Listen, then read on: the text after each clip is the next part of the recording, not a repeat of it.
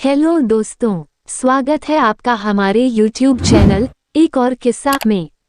आज जो कहानी हम आपको सुनाने जा रहे हैं वो बहुत ही ज्ञानवर्धक एवं शिक्षाप्रद है।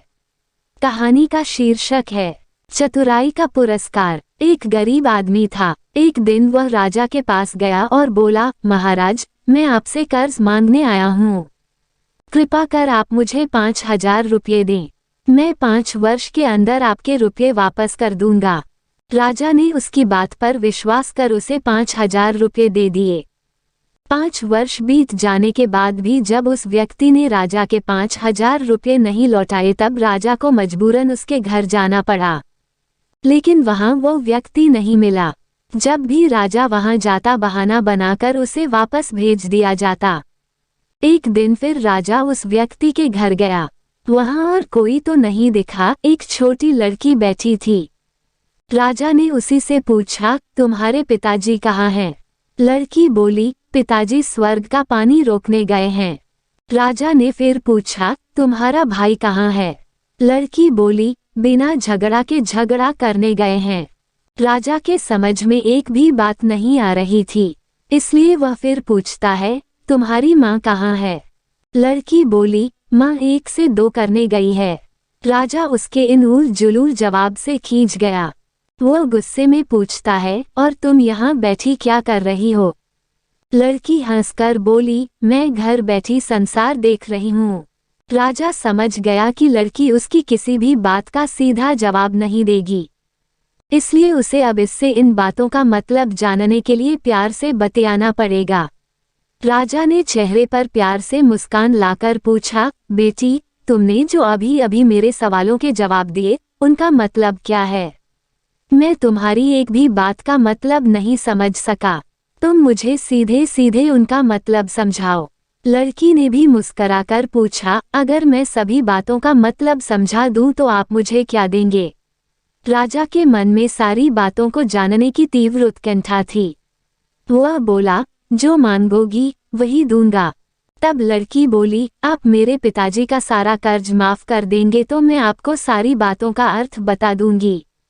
राजा ने कहा, ठीक है, मैं तुम्हारे पिताजी का सारा कर्ज माफ कर दूंगा।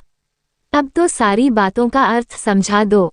लड़की बोली, महाराज, आज मैं आपको सारी बातों का अर्थ नहीं समझा सकती। कृपा कर आप कल आएं। कल मैं जरूर बता दूंगी। राजा अगले दिन फिर उस व्यक्ति के घर गया। आज वहां सभी लोग मौजूद थे। वह आदमी, उसकी पत्नी, बेटा और उसकी बेटी भी। राजा को देखते ही लड़की ने पूछा, महाराज, आपको अपना वचन याद है ना? राजा बोला, हाँ मुझे याद है। तुम अगर सारी बातों का अर्थ बता दो तो मैं तुम्हारे पिताजी का सारा कर्ज माफ कर दूंगा। लड़की बोली, सबसे पहले मैंने ये कहा था कि पिताजी स्वर्ग का पानी रोकने गए हैं। इसका मतलब था कि वर्षा हो रही थी और हमारे घर की छत से पानी टपक रहा था।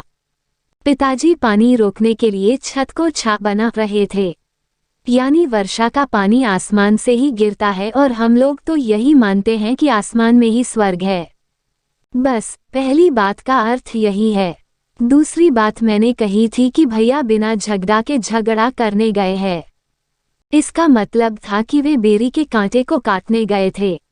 अगर कोई भी बेरी के कांटे को काटेगा तो उसके शरीर में जहां तहां कांटा गड़ ही जाएगा, यानी झगड़ा नहीं करने पर भी झगड़ा होगा और शरीर पर खरोंचें आएंगी।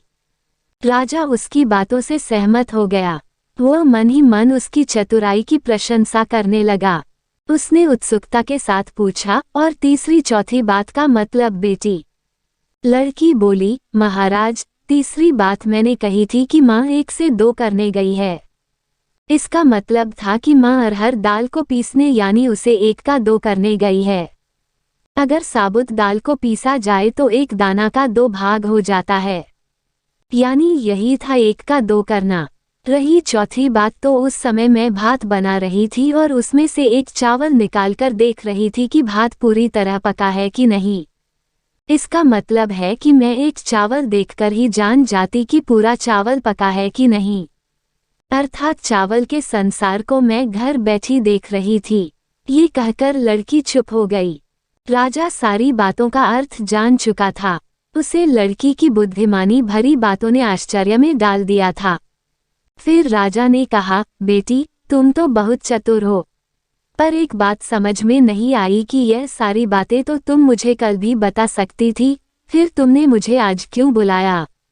लड़की हंसकर बोली, मैं तो बता ही चुकी हूँ कि कल जब आप आए थे तो मैं भात बना रही थी। अगर मैं आपको अपनी बातों का मतलब समझाने लगती तो भात गीला हो जाता या जल जाता, तो माँ मुझे जरूर पीटती। फिर घर में कल कोई भी नहीं था। अगर मैं इनको बताती कि आपने कर्ज माफ कर दिया है तो ये मेरी बात का विश्वास नहीं करते। आज स्वयं आपके मुंह से सुनकर कि आपने कर्ज माफ कर दिया है, जहां इन्हें इसका विश्वास हो जाएगा वहीं खुशी भी होगी। राजा लड़की की बात सुनकर बहुत ही प्रसन्न हुआ। उसने अपने गले से मोतियों की माला निकाल उसे देते हुए कहा, बेटी ये लो अपनी चतुराई का पुरस्कार।